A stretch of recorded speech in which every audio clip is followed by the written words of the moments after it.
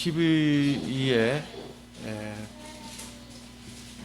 얼마 전에 보니까 그 웃음 요가 지도사라고 하는 분이 나와서 얘기를 하는데, 김영식이라고 하는 분인데요.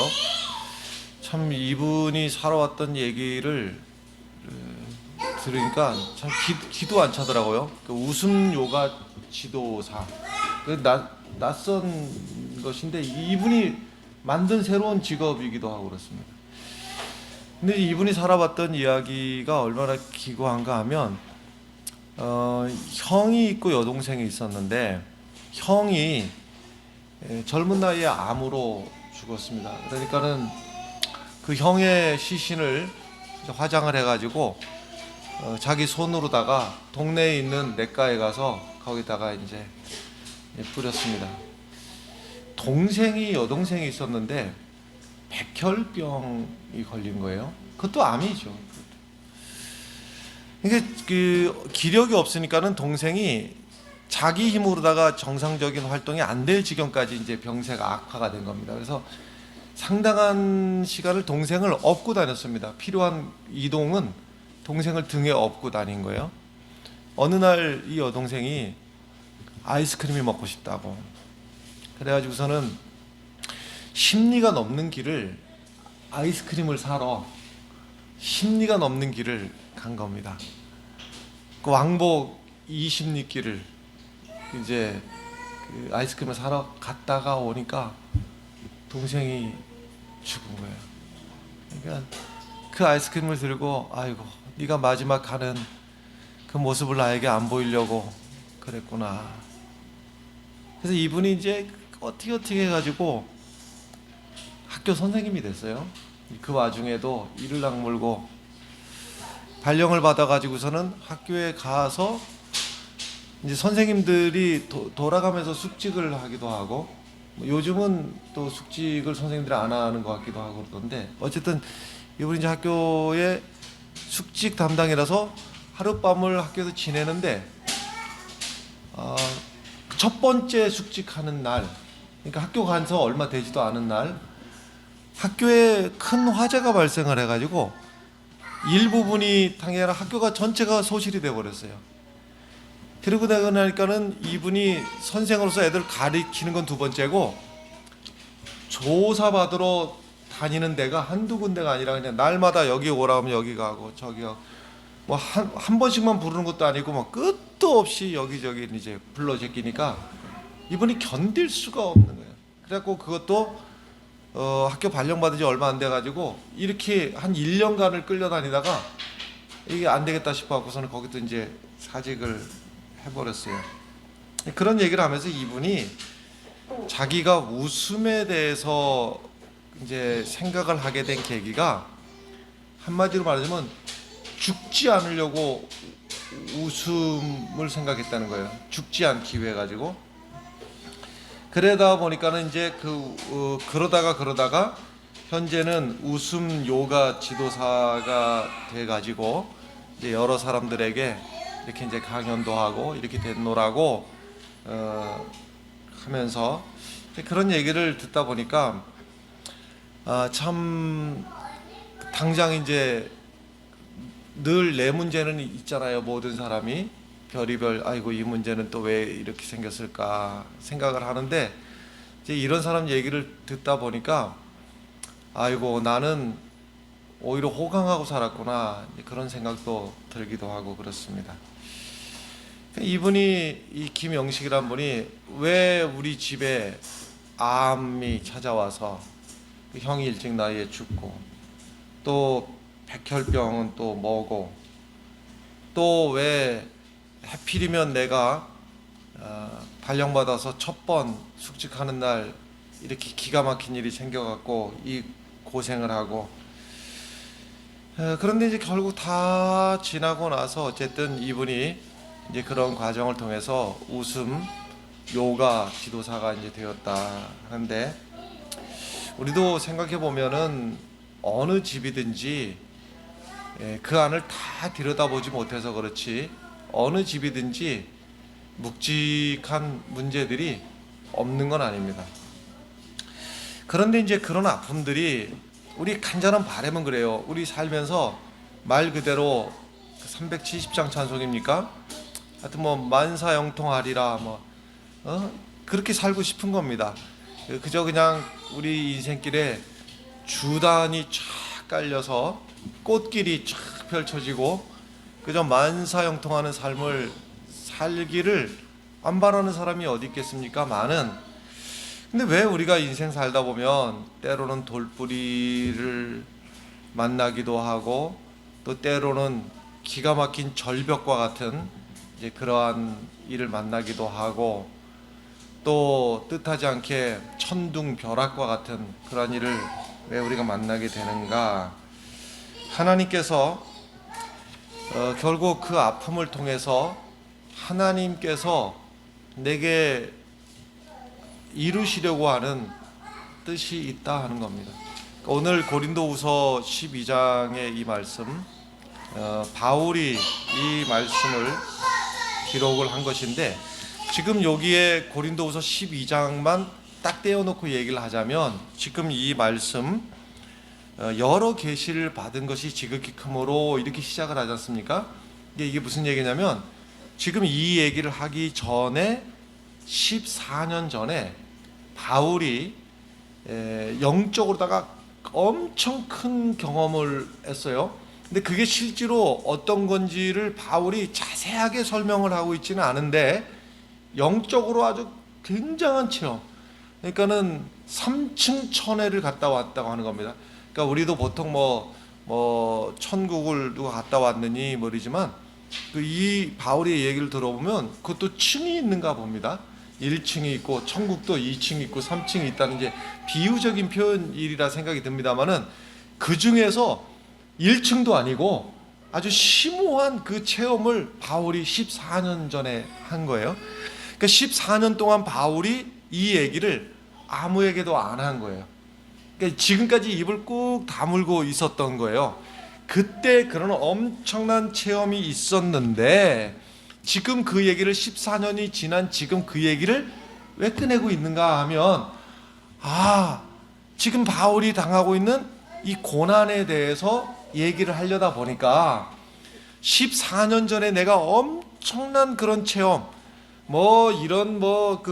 보통 이런 신앙생활하는 이런 사람들은 상상도 못할 주변에 어떤 목사님 어떤 장로님은 아예 근처도 못 갈 그 엄청난 체험을 내가 한 일이 있었는데 이 고난을 지금 당하고 있는 고난을 생각해 보니 하나님이 내가 그러한 경험을 통해서 엄청난 삼층천에 갔다 오는 그 체험을 통해서 내가 교만해질까봐 하나님이 나에게 이런 사탄의 가시와 같은 이런 문제를 나에게 주셨구나 하는 것을 지금 이제 얘기를 하는 겁니다. 근데 이제 바울도 사람이다 보니까 이제 사탄이 준 가시, 그 가시가 뭔지는 그것도 또 구체적으로다가 신학자들마다 좀 설명이 다릅니다만은 어쨌든 육체의 가시라고 했으니까 몸이 아픈 거예요. 그러니까 몸이 이렇게 아픈 것이 사탄이 준 가시라고 여겼는데 이런 게 도대체 내 인생에 하나님의 사도로서 건강한 몸을 가지고 건강하게 복음 전하러 다니면 좋겠는데 내가 건강한 몸 가지고 무슨 다른 일 하겠다는 것도 아니고 주의 거룩한 일을 하겠다는 것인데 몸이 이렇게 아픈데 아픈 정도가 얼마나 아픈가 하면 사단의 가시라고 여길 만큼 몸이 아픈 이 아픔을 가지고 하나님 앞에 3번이나 기도를 한 거예요. 하나님 이걸 좀 없애 주시면 좋겠습니다. 내가 건강한 몸 가지고 내가 주의 복음 전하고 싶습니다. 그래서 1번 기도한 것도 아니고 3번이나 하나님 앞에 간절히 기도했는데 그 응답이 그래 내가 네 기도 듣고 내가 일시에 이 문제를 해결해 줄게 했던 것이 아니고 하나님의 응답은 오히려 내 은혜가 너에게 족하다. 지금 네가 가시에 찔려가지고 있는 그 아픔 가운데서도 내 은혜가 내게 족하다. 그리고 하시는 말씀이 내 능력이 약한 데서 온전해짐이라 이런 말씀을 하시는 겁니다. 우리도 살다가 슬픈 일, 걱정되는 일, 또 자존심 상하는 일, 또 질병, 물질 문제, 또 사람하고의 어떤 부딪힘, 그 사람이 별의별 사람, 뭐 우리 가족 안에서 부딪힘, 또 시댁이나 처가나 아니면 이웃 사람들하고, 또 심지어는 교회 안에 함께 신앙생활하는 성도들 간에 뭐 이런저런 사람과의 관계 속에서의 이 아픔, 이러한 일들을 만날 때마다 너무 아프죠. 그 문제가 어떤 문제가 됐든지 간에 본인으로서는 너무나 아픈 겁니다. 바울이 이런 일을 만났을 때에 바울이 지금 정리하고 있기를, 첫 번째가 7절 말씀인데 7절 말씀을 같이 한번 읽어보겠습니다. 함께 읽겠습니다. 여러 계시를 받은 것이 지극히 크므로 너무 자만하지 않게 하시려고 내 육체에 가시 곧 사탄의 사자를 주셨으니 이는 나를 쳐서 너무 자만하지 않게 하려 하심이라. 아멘. 그래서 첫 번째, 바울이 지금 그 아픔 가운데서 하나님이 내게 왜 이런 아픔을 주셨는가, 바울이 정리하기를 스스로 첫 번째는 주님 앞에서 늘 겸손함을 갖고 살게 하기 위해서 하나님이 이런 아픔을 주셨구나 하는 겁니다. 그래서 바울은 내가 삼층천에 갔다 왔으니 얼마나 참 자랑도 하고 싶고 드러내고 싶고 그러겠는가. 그런데 하나님이 그것을, 다른 사람보다 더 나은 그것을 자랑하지 않고 자만하지 않고 교만하지 않도록 하나님께서 사탄의 가시를 나에게 주셨다 하는 겁니다. 우리가 신앙생활하면서 이제 우리의 기도는 늘 한쪽으로 치우쳐 있지 않습니까? 그게 뭐냐면 하나님 흥하게 해주세요, 잘 살게 해주세요, 건강하게 해주세요, 잘 되게 해주세요, 뭐 이런 간구를 하나님 앞에 드리는데, 물론 하나님이 좋은 일도 허락해 주시리라 믿습니다만은, 그런데 신앙생활 하면서도 왜 우리가 이런 아픔을 만나게 되는가? 거기에는 그 아픔을 통해서 하나님이 나에게 이루시려고 하는 그 사단의 사자가 내게 가시처럼 찌를 때에 이 바울이 정리하기를, 이 가시가 없으면 내가 어느덧 나도 모르게 교만한 사람이 될까봐 하나님이 나를 붙들고 계시는구나 하는 겁니다. 여러분들 잘 아시는 말씀인데 마태복음 11장 28절에 여러분들 아시는 말씀이에요. 마태복음 11장 28절에 보면 수고하고 무거운 짐진 자들아 다 내게로 오라 내가 너희를 쉬게 하리라 이랬어요. 그런데 그 다음 절의 말씀이 이게 그 앞에로 딱 끝났으면 우리가 더 좋았겠다 싶은 것이 우리의 이제 인간적인 생각인데, 바로 28절에서 29절로 넘어가자마자 나는 마음이 온유하고 겸손하니, 여기까지도 문제가 없어요. 근데 그 앞에 28절에 분명히 수고하고 무거운 짐지자들아 내게로 오라 내가 쉬게 하리라 이렇게 말씀하신 말씀은 앞에 두고 29절에서는 나의 멍에를 메고 내게 배우라 그리하면 너희 마음이 쉼을 얻으리라 이랬다 이 말이에요. 이 말을 어떻게 도대체 해석해야 되는가? 아니 수고하고 무거운 짐진 자들아 할 때 우리가 생각할 때는 내가 지금 어깨에 짊어지고 있는, 뭐 지난주에도 말씀드렸습니다마는 등이 휠 것 같은 이 삶의 무게 때문에 견디다 못해 쓰러질 것 같아서 주 앞에 왔는데, 그래서 주님께서 두 팔 벌려서 수고하고 무거운 짐지자들아 다 내게로 오라 내가 쉬게 하리라. 이제는 고생 끝, 행복 시작이겠구나 이렇게 생각을 하는데 주님은 분명히 쉬게 하리라 하고 말씀하시고 나서는 나의 멍에를 메고 내게 배우라. 그리하면 무슨 얘기예요? 그렇게 해야, 내가 주는 멍에를 매야지 너희 마음이 쉼을 얻으리라 하는 말씀이에요. 그러니까 쉬려면 멍에를 매야지 쉰다, 이 말씀이거든요. 이 멍에, 하나님이 주신 멍에, 예수님이 내게 주시는 멍에가 쉼을 얻게 된다, 이 말이에요. 사실은 우리는 우리 수준으로는 이해가 안 되는 말씀이에요. 그런데 그 주님에게 나를 던져서, 그래 주님이 주시는 멍에를 메고 주 안에서 쉼을 누리는 것이 무엇인가를, 이거는 경험해 본 사람만이 이것을 이해할 수가 있는 것인데, 여러분, 십자가를 지지 않고서는, 다른 말로 하자면 멍에를 매지 않고서는, 또 때로는 내 인생에 왜 이런 가시를 주셨는가, 이 아픔을 주셨는가, 이 아픔이 내게 없으면 십자가, 멍에, 가시, 아픔 다 그냥 마찬가지예요. 이것을 내가 경험하지 않고 뭐든지 그냥 순적순적하게 살아가면 좋을 것 같은데, 그렇지 않고서는요, 내가 누군지를 모르고 살아가요. 내가 누군지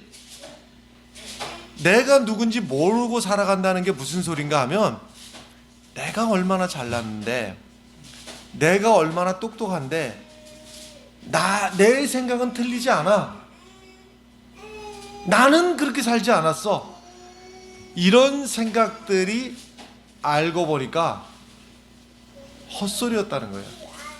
이게 헛소리였다는 거예요.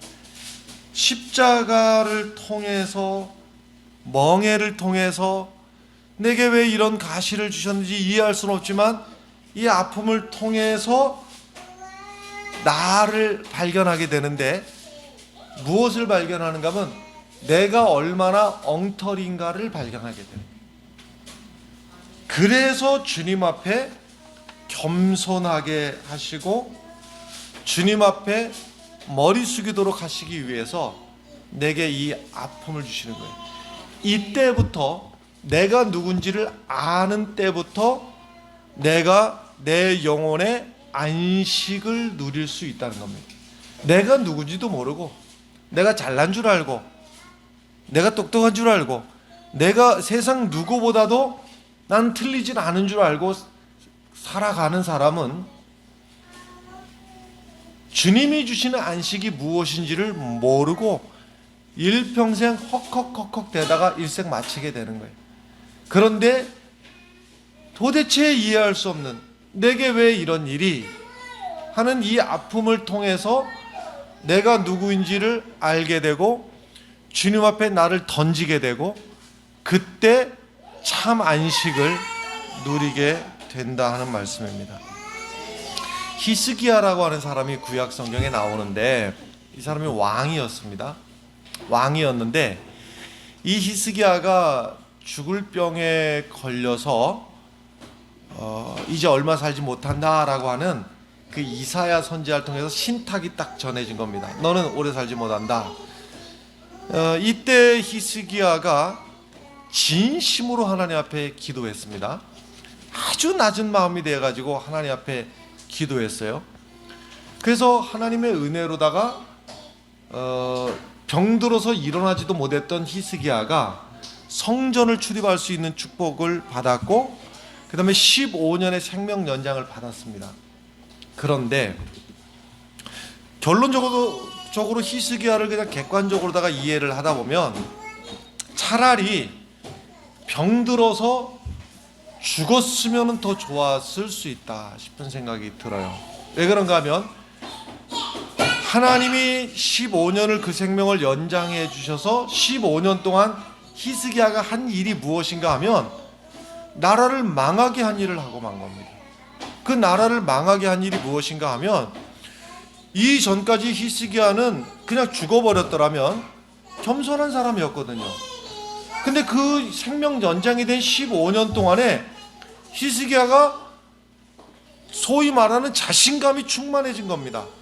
그래가지고 저 멀리 바벨론에서 온 외국의 사신들, 이때 히스기야가 이 바벨론의 사신들을 맞이할 때만 하더라도 바벨론은 저 멀리 있는 아주 작은 나라였습니다. 이 바벨론이 나라에 나중에 세계를 제패하는 제국이 되리라고는 상상도 할 수 없는 그 작은 나라에서 사신이 왔습니다. 어쩌라는 마음이 들어. 니네 작은 나라지. 그래가지고 내 창고에 있는, 쉽게 말해서 뭐 무기며 아니면 나라에 있는 온갖 것들을 다 열어 보여주고 만 겁니다.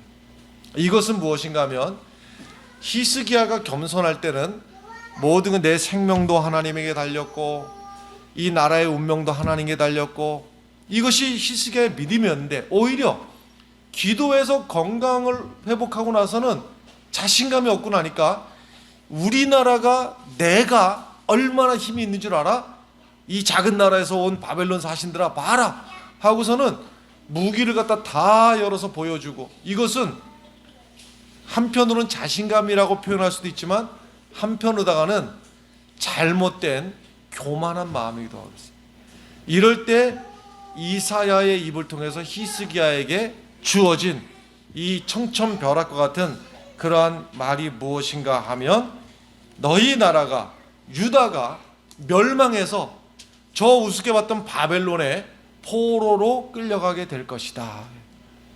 결국 이 예언대로 유대 나라는, 그러니까 히스기야 때부터 해갖고 그 이스라엘 역사를 보면요, 쭉 잘 나가던 나라 히스기야 때부터 서서히 기울다가 나중에는 마지막에는 나라가 망해서 끌려가게 되는데, 히스기야 때가 이 나라의 운명이 바뀌어지는 그런 때인 거예요.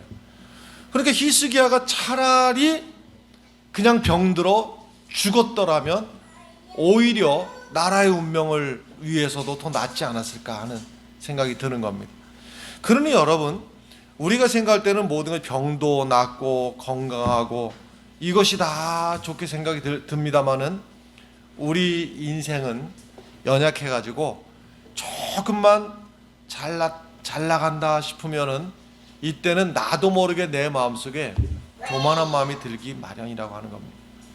그래서 그러다가 망하는 것보다 하나님께서는 나를 교만하지 않게 이 말은 나로 하여금 그러다가 영원히 멸망받지 않도록 하기 위해서 하나님이 나를 겸손한 사람으로, 하나님의 사람으로, 하나님의 이 바운다리 안에 머물도록 하기 위해서 하나님께서는 내게 이 아픔을 주셨다는 겁니다. 두 번째가 이제 8절하고 9절인데 8절 9절을 또 같이 읽어보겠습니다. 8절 9절을 읽겠습니다. 이것이 내게서 떠나가게 하기 위하여 내가 3번 주께 간구하였더니 나에게 이르시기를 내 은혜가 내게 족하다. 이는 내 능력이 약한 데서 온전하여짐이라 하신지라. 그러므로 도리어 크게 기뻐함으로 나의 여러 약한 것들에 대하여 자랑하리니 이는 그리스도의 능력이 내게 머물게 하려 합니다. 아멘. 하나님 앞에 3번이나 기도했는데 그럼 하나님의 응답이 기대하기를, 그래 그동안 얼마나 힘들었니? 알았어, 내가 한 방에 내가 이 문제 해결해 줄게. 이렇게 하나님 앞에 응답을 받으면 참 좋았을 뻔했는데, 근데 하나님께서 주시는 응답은 내 은혜가 내게 족하다 하는 겁니다. 지금 이 말씀이 무슨 말씀인가 하면, 지금 여기서 누가 제일 아플까를 한번 생각을 한번 해보십시오. 저 어린 아이들이 길을 가다가 엎어져 가지고 무릎팍이 팍 깨졌습니다. 누가 제일 아플까요? 저 아이도 물론 아플 거예요. 그런데 훨씬 저 아이가 무릎팍에서 느껴지는 아픔보다 훨씬 큰 아픔을 느끼는 것은 뭐냐면, 저 아이를 지켜보고 있는 엄마, 아빠, 할머니, 할아버지가 느끼는 아픔은 그거보다 훨씬 더 큰 아픔을 느끼게 되는 겁니다. 그러면서도 아프면서도 뭐라고 말을 합니까? 괜찮아, 일어나, 괜찮아. 그리고 그 무릎팍을 툭툭 털어주면서 지금은 야는 아파 죽겠는 거예요. 본인은 아파 죽겠는 거예요. 근데 지금 말씀이 괜찮아, 일어나 하면서도 아픔은 누가 제일 큰 아픔을 느끼고 있는가 하면 그 엄마가 가슴속이 막 미어지는 겁니다. 이 아픔을 주님께서 우리에게 내 은혜가 내게 족하도다 하는 이 말씀을 하시면서 주님께서 나보다 더 아파하고 계신다는 거예요.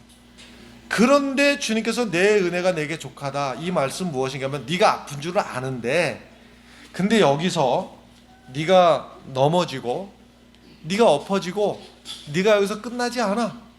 너 끝나지 않아. 내가 너를 지켜보고 있고 내가 너를 보호하고 있고 내가 너를 붙들고 있다. 그래서 너는 이 아픔을 이겨낼 수 있다.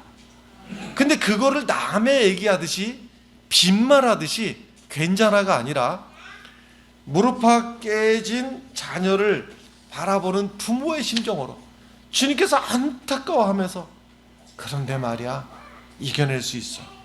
할 수 있어. 여기서 모든 것을요 주님께서 잠깐만 하고 교통정리를 쫙 모든 것이 쫙 이렇게 해주시는 것이 아니라 때로는 자갈길도 가고 때로는 숲길도 가고 때로는 사망의 음침한 골짜기를 지나가게 하시면서도 주님께서 네 발로 걸어봐. 그러나 할 수 있어. 여러분 그 모르드게라고 하는 사람 성경 구약 성경 보면 에스더라고 하는 성경에 나오는 긴 이야기가 있는데 이 모르드게라고 하는 사람이 뭐 아시는 분도 있고 모르시는 분도 있을 수 있는데 어찌어찌해서 하여튼 그 하만이라고 하는 사람의 그 계략에 의해서 죽을 위기가 모르드게도 죽을 위기를 만났고 모르드게 때문에 그 민족 전체가 몰살당할 위기에 만나게 되었어요. 그런데 이제 이 모르드게가 억울한 거야. 왜 내게 이런 일이 생겼는가? 근데 한참을 거꾸로 더 돌아가 보면 수년 전에 이 모르드게가 어찌어찌해서 그 앞에 지금 왕의 선대에 두 번이나 말이죠. 왕을 암살하려고 하는 그 계획을 미리 모르드게가 알고 왕에게 그것을 미리 알려드려 가지고 왕이 죽음을 면하는 일이 두 번이나 그 앞에 있었어요. 근데 그것이 다 잊혀지고 사람들도 모르고 다 잊혀지고 있었는데 여기서 모르드게가 하만에게 억울하게 억장이 무너질 일이 세상에 억울해도 진짜로 나쁜 사람은 저 하만이 나쁜 사람인데 지금 당하는 건 내가 당하고 있는 거예요. 근데 하나님이 이제 결과적으로다가 기가 막힌 일들을 이제 만나면서 거기서 여러분들이 잘 아는 얘기 죽으면 죽으리라 하는 뭐 그런 얘기도 이제 모르드게가 에스더에게 함께 기도하자 할 때 죽으면 죽으리라 하는 각오를 가지고 하나님 앞에 이제 매달린 것이죠. 그래서 하나님이 어쨌든 이것을 극적으로다가 변화해 갖고 모르드게를 죽을 위기에서 변화시켜 주시고 그 다음에 모르드게를 말에다가 태우고 그리고 그 모르드게를 죽이려고 했던 그 나쁜 하만이 꼬봉이 돼가지고 쫄자가 돼가지고 그 모르드게가 탄 말을 이끌면서 앞에서 자 모르드게 위대한 모르드게가 나가신다 하고서는 이제 큰 소리를 치게 되었고 나중에는 그 하만이 죽임을 당하게 되나 결과적으로 하나님께서 이제 정리를 다 해주시게 되는데 여기서 그 기가 막힌 걱정으로 말하자면 하늘이 무너지는 것 같은 걱정, 억울함, 답답함 이거를 왜 나에게 만나게 하셨는가 하는 시간이 지나고 나서 말 위에서 저 앞에 저 그 나쁜 놈, 저 하만 그를 말 위에서 이렇게 내려다 볼 때에 모르드게가 무슨 생각을 했을까? 하나님께서 그때는 내가 앞도 캄캄하고 방법도 없고 그야말로 솟아날 구멍도 없을 것 같은 그 기가 막힌 상황에 시련의 과정을 지나면서 하나님께서 나로 하여금 이 때를 만나기 위해서 하나님께서 그 시련의 과정을 지나오게 하셨구나.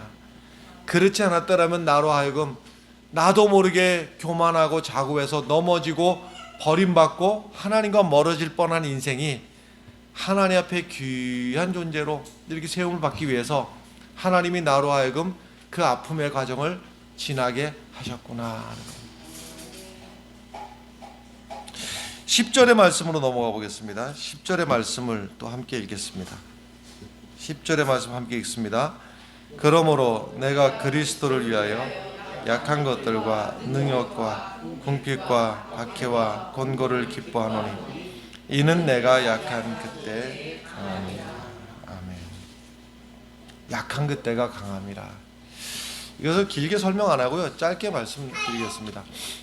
수영 배워 보셨습니까? 근데 뭐 수영뿐만이 아니라 모든 운동, 뭐 골프, 테니스, 심지어는 육상, 축구, 모든 운동이 마찬가지인데 옆에서 설명을 아무리 해줘도 결국 그 설명을 내가 체득을 하지 않으면 아무 소용이 없습니다. 아무 소용이 없어요. 이제 수영으로만 얘기를 하자면 옆에서 자, 이쪽에 손이 가고 내려오고 그 다음에 그 박자에 맞춰서 숨을 쉬기 위해서 고개가 돌아가는데 실제로 속도가 나기 위해서는 여러분 그거 아십니까? 입이 수면 위로 다 올라오면 속도가 느려집니다. 그래서 이제 최종 아주 물에 아주 잘 적응한 사람들은요, 입이 수면의 절반쯤 올라온 상태에서 숨쉬고 얼렁 들어갑니다. 이제 그런 것들. 근데 그게 설명을 아무리 해도요, 물에 던져놓으면요, 뭐 숨쉬고 하기 바쁘지 그게 안 되거든요.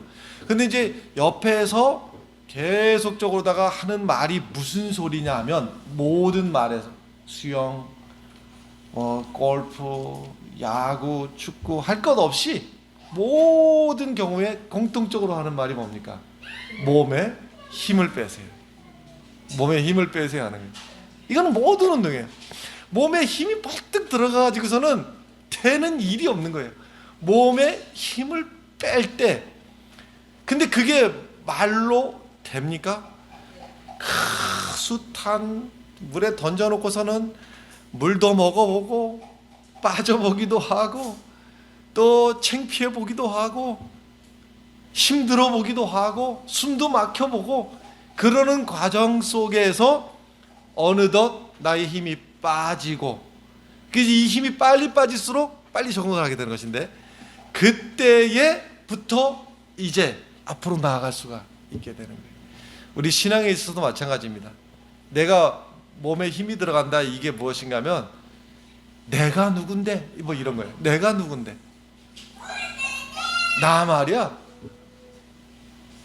그리고 내가 어떻게 살아왔는데, 뭐 이런 말도. 내가 틀려본 적이 없어. 이 몸에 힘이 들어가는 거예요. 영적으로 힘이 들어가는 거예요. 내가 약할 그때에 그제서야 주님께서 역사하기 시작하시는 거예요. 물에 빠진 사람들을 구조하는 것도 직업 중에 하나입니다. 그래서 물에 빠져서 허우적 되는 사람을 가서 건져오는 것도 이제 안전요원들. 근데 이들의 법칙이 있습니다.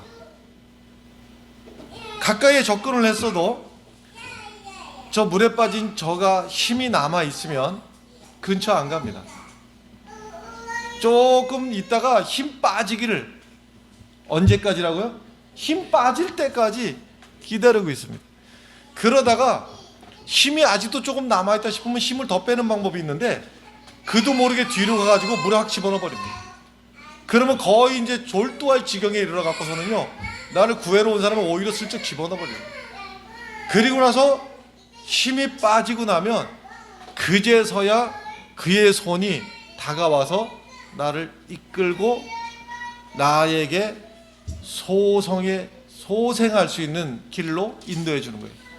하나님께서 언제부터 역사하시는가 하면 내 몸에 힘이 빠질 때부터 하나님이 역사하시고, 내 몸에 힘이 빠질 때부터 내 삶의 바른 자세로 내가 나아갈 수가 있게 되는 겁니다. 내가 약할 그때에 강함이라 그랬어요. 하나님이 나를 버리시지 않기 위해서 나의 시련과 아픔과 가시와 멍에와 십자가를 통해서 하나님이 나를 만들어가고 계신다. 아픔 가운데서 여러분, 아파만 하지 말고 아픔 가운데서도 내 힘이 빠지고 겸손해지고 하나님께서 역사하시는 것을 우리가 누리고 간증하기까지. 홍수가 나면 다 떠내려갑니다. 집도 떠내려가고 이만한 기둥도 떠내려가고 다 떠내려가지만 생명이 있는 작은 송사리는 그 물에 떠내려가지 않고 거슬러 올라갑니다.